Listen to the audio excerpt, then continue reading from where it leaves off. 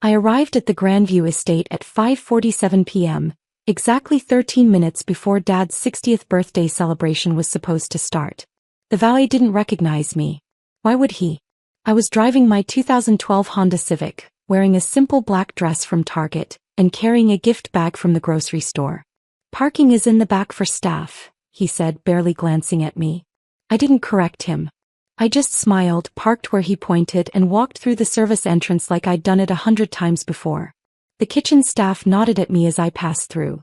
They probably assumed I was part of the catering team. I grabbed an apron from the hook near the door and tied it around my waist. If my family wanted to treat me like I was invisible, I might as well lean into it. The main ballroom was already filling up. Dad had invited everyone. His golf buddies, his business partners, his country club friends, extended family I hadn't seen in years.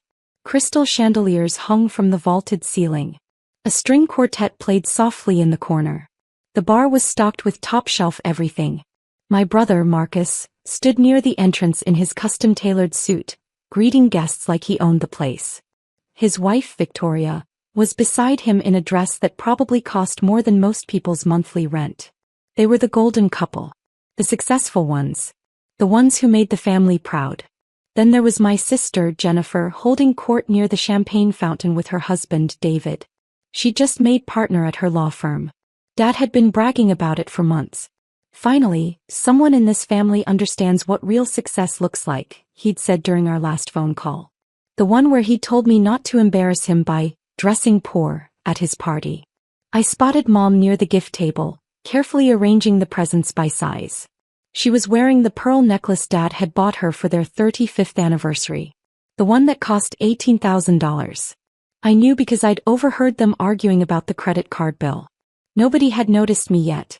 I was just another person in black, blending into the background with the serving staff. "Excuse me, could you take these to the bar?" One of the actual waiters handed me a tray of empty glasses.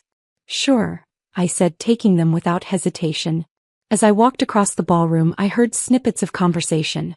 "Charles looks wonderful for 60, doesn't he? I heard Marcus just closed a $2 million deal. Jennifer's firm is expanding. 3 new partners this year." Nobody mentioned me. Nobody ever did. I reached the bar and set down the tray. The bartender nodded his thanks, assuming I worked there. I was about to head back when I heard Marcus's voice boom across the room. "Everyone, can I have your attention?" The string quartet stopped playing. Conversations died down. All eyes turned to my brother, standing on the small stage at the front of the room with a microphone in his hand. "I want to thank everyone for coming tonight to celebrate our father's 60th birthday," Marcus said, his voice dripping with that practiced charm he used in boardrooms. "Dad, you've been an inspiration to all of us. You taught us what it means to work hard, to build something meaningful, to succeed." Applause filled the room. Dad stood up from his seat at the head table, waving modestly. "And I want to take a moment to acknowledge the family members who've made Dad proud," Marcus continued. "Jennifer, who just made partner at Crawford & Associates. Stand up, Jen." Jennifer stood, smiling as everyone clapped. David beamed beside her. "Victoria and I are expanding our investment firm to 3 new cities this year," Marcus added. "Dad, you taught us to dream big." More applause. Mom was crying happy tears. "Now, I know not everyone in the family has found their path yet," Marcus said, and I felt my stomach tighten. "Some people are still figuring things out. Still trying to find their place. And that's okay. We can't all be winners." His eyes scanned the room and landed on me, standing near the bar in my apron. His smile widened. "Oh look, there's Sarah. Come on out, sis. Don't be shy." Every head in the room turned toward me. I saw the confusion on some faces. They didn't recognize me at first. Then the recognition hit, followed by something worse. Pity. I untied the apron slowly, folded it, and set it on the bar. Then I walked toward the stage, my Target flats barely making a sound on the polished marble floor. Sarah's been helping out today," Marcus said with a laugh. "You're basically the help here, right? I mean, someone's got to do it." Laughter rippled through the crowd. Not cruel laughter exactly. More like uncomfortable chuckles from people who didn't know what else to do. I reached the front of the room and stood next to Marcus. He handed me the microphone with an exaggerated bow, like he was doing me a favor. "Want to say something to Dad?" he asked, loud enough for everyone to hear. I looked out at the sea of faces. 200 people, all dressed in their finest, all looking at me like I was the family failure. The disappointment. The one who never quite measured up. I saw Dad at the head table, his expression unreadable. Mom had stopped crying. Jennifer was whispering something to David. Victoria was checking her phone, already bored. "Happy birthday, Dad," I said simply. "I hope you enjoy your evening." I handed the microphone back to Marcus and walked away. Behind me I heard him say, "Well, that was brief. Anyway, let's eat." I made my way back to the kitchen area, past the catering staff who were preparing to bring out the first course. Nobody stopped me. Nobody called my name. I was invisible again, exactly how they liked me. I found a quiet corner near the service hallway and pulled out my phone. I had 17 unread messages, but I ignored them. Instead, I opened my banking app and checked my accounts out of habit. Personal checking, $847,293. Business account, $94,671,038. Investment portfolio, $127,394,817. Real estate holdings, $198,450,000. Total liquid assets, $421,363,148. I closed the app and slipped my phone back into my purse. "Excuse me, are you supposed to be back here?" I turned to see one of the venue managers, a woman in her 40s with kind eyes and a stressed expression. "Sorry, I was just taking a break," I said. "Oh, you're with the catering company? I didn't see you at the brief this morning." "I'm actually a guest," I said. "I'm the birthday guy's daughter." Her expression changed immediately. "Oh, I'm so sorry, Ms. Morrison. I didn't recognize you. I mean, I saw you earlier helping with the glasses and I just assumed." "It's fine," I said, giving her a genuine smile. "Really, I don't mind helping out." She laughed nervously. "Well, you shouldn't have to. This is your father's party. You should be out there enjoying yourself." "I am enjoying myself," I lied. She studied my face for a moment, then seemed to make a decision. "Can I get you anything? A drink? Something to eat?" "I'm good, thank you. Actually, is Mr. Pemberton here tonight?" "The owner?" "Yes, he's in his office upstairs. He always stays during major events. Would you like me to get him?" "No, that's okay. I'll find him myself." I left her looking confused and made my way up the back staircase to the second floor. The Grandview Estate had been built in 1924 by a railroad tycoon. It had changed hands 7 times over the decades, each owner adding their own renovations and expansions. Now it was one of the most sought-after event venues in the city. I'd been here 3 times before. Once for my cousin's wedding when I was 16. Once for a charity gala when I was 22. And once 6 weeks ago when I'd sat in the office I was now approaching and signed the purchase agreement. I knocked on the door marked "Private Office." "Come in." Robert Pemberton was behind his desk, reviewing what looked like seating charts on his computer. He was in his early 50s with gray hair and reading glasses perched on his nose. When he saw me, his face lit up. "Ms. Morrison, I was hoping I'd see you tonight. How's the party going?" "It's going," I said, closing the door behind me. "Do you have a minute? For the new owner?" "Boys, please sit." I settled into one of the leather chairs across from his desk. "I wanted to ask you about the properties we discussed last week. The restaurant on 5th Avenue and the office building downtown." "Both deals closed yesterday," he said, pulling up files on his computer. "You now own the 5th Avenue property outright. The office building is 60% yours, with the remaining 40% split between the 2 other investors we discussed. Both are generating positive cash flow. The restaurant has a waiting list every night, and the office building is fully leased with tenants on 3-year minimum contracts." "And the other 3 properties we looked at?" "The boutique hotel in the historic district closed this morning. The warehouse conversion is pending inspection, should close by next Tuesday. The retail complex is taking a bit longer. Some zoning issues we're working through, but I expect we'll have it wrapped up within 3 weeks. I nodded, processing the information. In the past 30 days I'd acquired 7 properties in this city. Total value, approximately $43 million. Total out-of-pocket cost to me, $8.7 million with the rest financed through my LLC at favorable terms. There's something else, Robert said, leaning back in his chair. I got a call this morning from the owners of the Riverside Tower. They're looking to sell. It's been on the market quietly for about 6 months, but they're getting impatient. I think we could get it for $15 million under asking price if we move fast. How much under asking price are we talking? They want $67 million. I think we could close at $52 million, maybe $50 million if we push.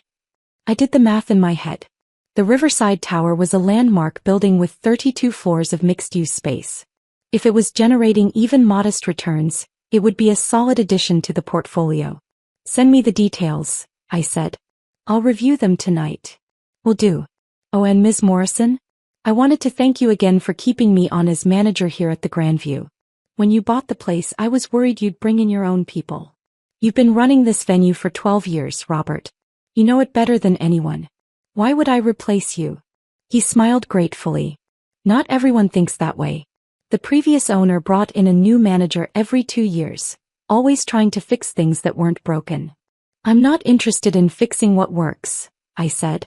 I'm interested in growth and stability. You provide both. We talked for a few more minutes about upcoming events and booking rates. The Grandview was booked solid for the next 8 months. Wedding season was in full swing and corporate events were up 23% from last year. As I stood to leave, Robert said, "Your father must be very proud of you." I paused at the door. He doesn't know. About the properties? About any of it. Robert's expression shifted from confusion to understanding. I see. Well, that's your choice, of course. But for what it's worth, you've built something remarkable. Not many people your age have the vision or discipline to do what you've done. Thank you, Robert. That means a lot. I left his office and made my way back downstairs. The dinner service was in full swing now. Waiters moved efficiently between tables, delivering plates of herb-crusted salmon and filet mignon. The string quartet had been replaced by a jazz trio. Champagne flowed freely. I slipped back into the ballroom and found an empty seat at a table near the back. It was the overflow table, filled with distant relatives and plus ones who didn't quite fit anywhere else. "Oh, Sarah, there you are." My Aunt Linda spotted me and waved me over. "I was wondering where you'd disappeared to. Come sit with us." I joined the table, which included my Uncle Frank, 2 cousins I barely knew, and a few family friends I recognized but couldn't name. "So, Sarah, what are you up to these days?" Aunt Linda asked, her tone carefully neutral. The way you'd ask someone who'd been unemployed for a while. "I've been working in property management," I said, which was technically true. "Oh, how nice. Like apartment buildings?" "Commercial real estate, mostly. Some residential." "Well, that's wonderful. It's good to stay busy." Uncle Frank chimed in. "I heard you were living in that little studio downtown. How's that working out?" "It's fine," I said. The studio apartment they were referring to was one I'd rented 4 years ago when I first moved back to the city. I'd kept the lease even after buying my actual residence, a 3-bedroom penthouse in the newest luxury building downtown, because it was useful to have an address that matched people's expectations of me. "Marcus was just telling us about his new office expansion," one of the cousins said. 3 new cities. Can you imagine? "Very impressive," I agreed. "And Jennifer making partner at 32. Your parents must be over the moon." "They're very proud," I said, because it was true. They were proud of Marcus and Jennifer. They bragged about them at every opportunity. My name came up in conversations only as a cautionary tale. "Not everyone finds their path early," Mom would say. "Sarah's still figuring things out." Dinner continued. Speeches were made. Dad got emotional talking about his life and his family. Marcus toasted to continuing the legacy of success. Jennifer thanked Dad for teaching her to never settle for mediocrity. Nobody toasted to me. Nobody mentioned my name except in passing. Around 9:30 p.m. as dessert was being served, I saw Robert Pemberton enter the ballroom. He looked around, spotted me at the back table and started walking in my direction. This wasn't unusual. It was his venue, and he often circulated during events to make sure everything was running smoothly. But I saw the folder in his hand, and I knew immediately what was about to happen. I should have stopped him. I should have stood up and intercepted him before he reached the table. But I didn't. I stayed in my seat and watched him approach. "Ms. Morrison," he said, loud enough that the people at my table turned to look. "I'm sorry to interrupt your dinner, but I have those documents you requested. The ones about the other 5 properties you purchased this month." The table went silent. Robert, oblivious to the sudden tension, continued. "The warehouse conversion passed inspection this afternoon, so that deal is ready to close. And I spoke with the sellers of the Riverside Tower. They've agreed to $51 million. I think we should move quickly before they change their minds." He handed me the folder. I took it automatically, my hands moving on their own while my brain processed what was happening. 5 properties? Aunt Linda said slowly. "This month." Robert finally seemed to notice that something was off. He looked around at the shocked faces, then back at me. "Also," he continued, because apparently we weren't done yet, "I wanted to confirm that you're still planning to attend the opening of your hotel next month. The historic district renovation is ahead of schedule, and the designer wants your approval on the final touches for the lobby." "Your hotel," Uncle Frank repeated. At the head table I saw Mom lean over and whisper something to Dad. Both of them were looking in my direction now. So was Marcus. And Jennifer. And Victoria. And David. Actually, the entire ballroom had gone quiet. 200 people, all staring at the back table where the family failure sat with the venue owner discussing multi-million-dollar real estate deals. Robert Pemberton finally understood that he'd walked into something. His face went red. "I'm so sorry, Ms. Morrison. I didn't realize. I thought you'd want to discuss this tonight since." "It's fine, Robert," I said, standing up. "Thank you for the update. We can go over the details tomorrow." But it was too late. The cat was out of the bag, running wild through the ballroom, knocking over champagne glasses and assumptions. Marcus appeared at my elbow. "Sarah, what is he talking about? What properties? Can we discuss this later?" I said quietly. "This is Dad's night." "Discuss what later?" Marcus's voice carried across the room. "Did he just say you bought 5 properties this month? That's insane. How much would that even cost?" Jennifer had joined us now, with David trailing behind her. "Sarah, is this some kind of joke? Are you pranking Dad for his birthday?" "It's not a joke," I said. "Then explain," Marcus demanded. "Because last I heard, you were living in a studio apartment and working some dead-end job in property management." "I do work in property management," I said calmly. "I manage my own properties." "What properties?" Jennifer asked. "Sarah, stop being cryptic. What is going on?" The jazz trio had stopped playing. The waiters had stopped serving dessert. Every single person in the room was watching us now. Dad stood up from the head table and walked toward us. Mom was right behind him. This was going to happen whether I wanted it to or not. "Sarah," Dad said, his voice steady but confused. "What's this about properties and hotels?" I looked at Robert Pemberton, who looked like he wanted to sink through the floor. Then I looked at my family, at all their expectant, confused, slightly condescending faces. "I own some properties," I said. "Including this one." "This one?" Marcus laughed. "What do you mean, this one?" "The Grandview Estate," I said clearly. "I bought it 6 weeks ago." The silence that followed was absolute. "That's impossible," Marcus finally said. "This place is worth, I don't even know, 10 million? 15 million? 18 million, I corrected. "I paid $17.2 million after negotiations." Jennifer laughed, but it sounded forced. "Sir, come on. So, where would you even get that kind of money?" "I've been investing in commercial real estate for the past 6 years," I said. "I started small, a duplex, then a small apartment building. I used the rental income to fund more purchases. Leveraged financing, strategic partnerships, identifying undervalued properties. It grew from there." "How much?" Dad asked. His voice was quiet, but something in his tone made everyone else shut up. "How much what? How much is your portfolio worth?" I could have lied.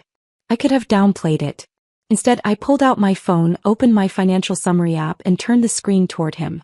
"Total assets, $421,363,148. Dad stared at the screen. His face went through several expressions: confusion, disbelief, shock, and finally something I couldn't quite read. $400 million? Mom whispered. "That can't be real." "It's real," I said. Well, $421 million. The number fluctuates daily based on property values and market conditions. Marcus grabbed my phone from Dad's hand. His eyes scanned the screen, getting wider with each passing second. This shows. You own 17 properties. 17. Including, wait, is this the Morrison Tower downtown?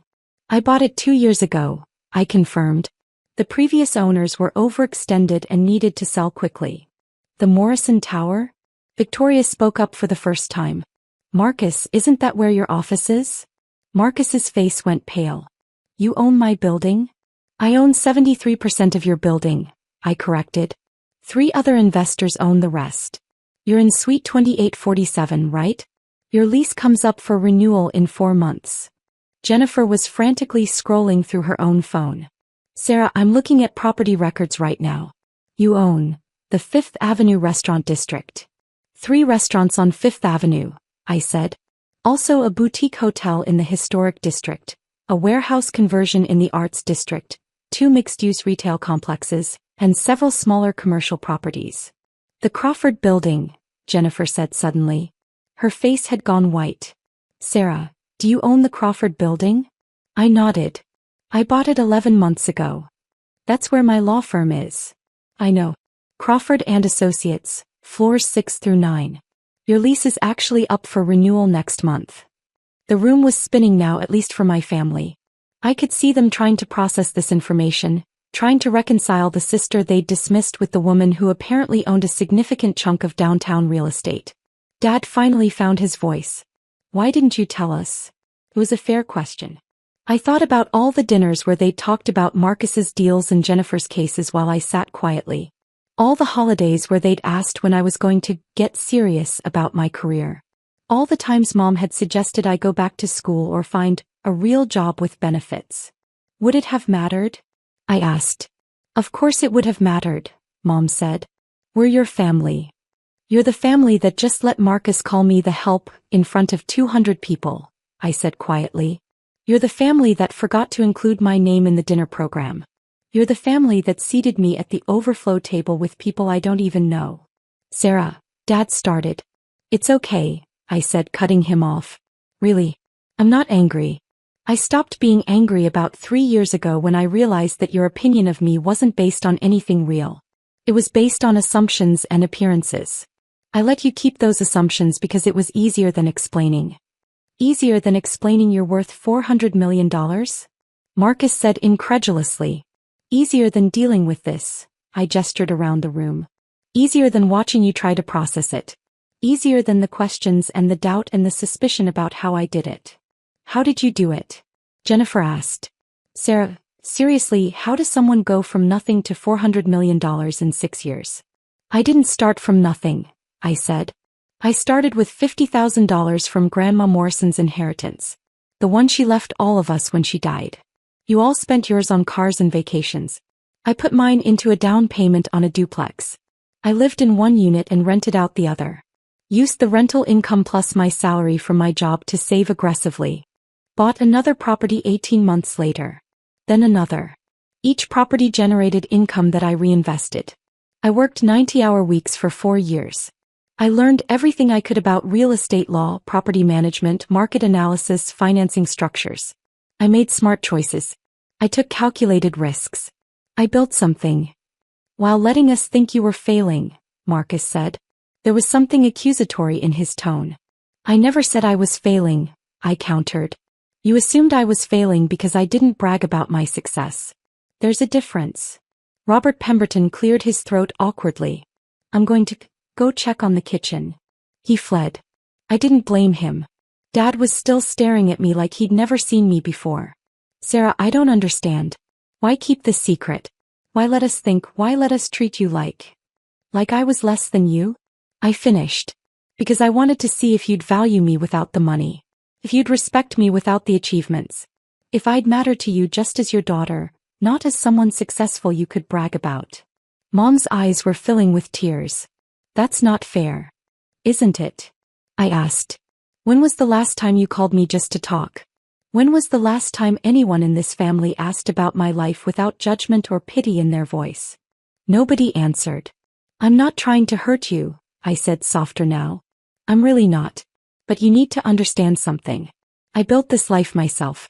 Every property, every deal, every success, I did that alone. Without your help. Without your support. And honestly, I'm proud of that. The ballroom was still dead silent. 200 guests watching a family implode at a 60th birthday party. I think I'm going to leave now, I said. Dad, happy birthday. I hope 60 is everything you wanted it to be. I turned to walk away. Sarah, wait. It was Dad. He crossed the space between us and put his hand on my arm. Please. Don't go. Not like this. I looked at him. Really looked at him. He was 60 years old today. He had gray hair and lines around his eyes and hands that shook slightly. He was getting older. They all were. What do you want me to say, Dad? I want you to stay, he said. I want to understand.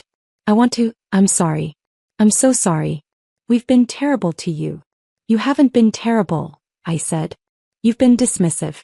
You've been condescending. You've treated me like I was less than. But terrible? Oh, terrible would have been easier to walk away from. Marcus stepped forward. Sarah, that comment I made earlier. About you being the help. That was completely out of line. I was trying to be funny and I was just cruel. I'm sorry. Jennifer nodded. I'm sorry too. I should have paid more attention. I should have asked more questions. I should have seen that you were building something. Mom was fully crying now. I thought I was being helpful. When I suggested you get a real job, I thought I was trying to guide you. I didn't know you were already so far ahead of all of us. I felt my own eyes getting wet. I told myself I wouldn't cry tonight. I told myself I was past caring what they thought. But standing there watching my family finally see me, really see me, I realized I wasn't past it at all. I don't need you to be impressed, I said. I don't need you to brag about me to your friends. I just need you to respect me. To treat me like I matter. Not because of what I've accomplished, but because I'm your daughter. Your sister. Dad pulled me into a hug. It was awkward at first, we hadn't hugged in years, but then I felt him squeeze tighter. I'm so proud of you, he whispered. I'm sorry I didn't say that before. I'm sorry I didn't see it. One by one my family joined in. Marcus and Jennifer and even Mom. We stood there in the middle of the ballroom, the Morrison family, finally together in a way we hadn't been in a very long time. When we finally broke apart, Dad turned to face the room. Everyone, I want to make another toast. He picked up his champagne glass. 200 guests picked up theirs. To my daughter Sarah, Dad said, his voice clear and proud. Who built an empire while we weren't paying attention. Who had the strength to succeed without our support and the grace to forgive us for not giving it. To Sarah, the most successful person in this room and the person I'm most proud to call my daughter. To Sarah, the room echoed. I smiled through my tears and raised my own glass. The rest of the evening was a blur. People wanted to talk to me, to ask questions, to understand how I'd done it. Business cards appeared from every direction. Investment opportunities. Partnership proposals. Requests for meetings. I deflected most of them politely. This was still Dad's night, even if it had taken an unexpected turn. Around midnight, as the party was winding down, I found myself alone with Robert Pemberton. I'm so sorry, he said for the 100th time. I had no idea that your family didn't know about your portfolio. It's okay, Robert. Honestly, it was probably time. For what it's worth, he said, I meant what I said earlier. You've built something remarkable. And the way you handled that situation just now? That took real class. Thank you. Also, he added with a small smile, your brother looked like he was going to pass out when he realized you own his building. That was pretty entertaining. I laughed despite myself. Yeah, that was a moment. As I drove home that night in my 2012 Honda Civic, I'd probably upgrade soon now that the secret was out. I thought about everything that had happened. My family knew now. The assumptions were gone. The pretending was over. And somehow, despite the drama and the tears and the shock, I felt lighter than I had in years. My phone buzzed with a text from Marcus. Family brunch tomorrow? My treat. Well, technically your treat since I'm in your building. But I'm buying. I smiled and typed back, I'll be there. Another text came in, this time from Jennifer. I'm billing you for the therapy I'm going to need to process tonight. And then from Mom, I love you, Sarah. I'm sorry it took me so long to say that without conditions. From Dad, 60 turned out to be pretty interesting. Thanks for not walking away tonight. Love, Dad. I pulled into my parking garage, in the building I owned, and sat in my car for a moment reading the messages. Tomorrow would bring more questions. More conversations. More adjustments as my family learned to see me differently. But tonight, driving my old car wearing my Target dress, I felt like maybe, finally, I was exactly where I was supposed to be. Not hiding anymore. Not proving anything anymore. Just Sarah Morrison. Daughter, sister, and owner of $421 million in real estate. And that was enough.